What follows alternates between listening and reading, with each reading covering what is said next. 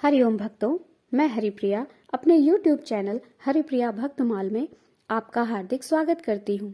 प्रिय भक्तों, अपने द्वादश ज्योतिर्लिंग की कथा श्रृंखला में आज हम मल्लिकार्जुन ज्योतिर्लिंग की कथा का रसपान करेंगे। ओम मल्लिकार्जुनाय नमः। मल्लिकार्जुन ज्योतिर्लिंग भगवान शिव का द्वितीय ज्योतिर्लिंग है। यह ज्योतिर्लिंग आंध्र प्रदेश में कृष्णा नदी के तट पर स्थित है। भारतवर्ष में इस ज्योतिर्लिंग को दक्षिण भारत का कैलाश भी कहा गया है। श्रीशैल पर्वत पर स्थित इस ज्योतिर्लिंग की पूजा करने से अश्वमेध यज्ञ के बराबर फल प्राप्त होता है।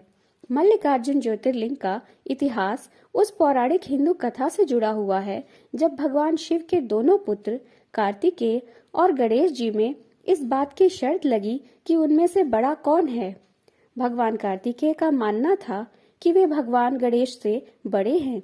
इस बात पर माता पार्वती और भगवान शंकर ने कार्तिकेय और गणेश जी से कहा कि जो भी पृथ्वी की परिक्रमा लगाकर सबसे पहले हमारे पास आएगा वही बड़ा होगा। इस बात को सुनकर कार्तिकेय अपनी सवारी मोर पर बैठकर पृथ्वी की परिक्रमा करने निकल पड़े। लेकिन चूहे की सवारी करने वाले गणेश जी के लिए यह काम मुश्किल था।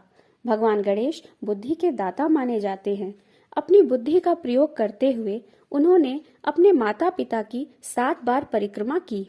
इस प्रकार भगवान गणेश पृथ्वी की परिक्रमा से प्राप्त होने वाले फल के अधिकारी हो गए। जब कार्तिकेय पृथ्वी की परिक्रमा करके वापस आए तो ये सब देखकर चौंक गए तथा गुस्से में विशाल पर्वत की ओर चल दिए।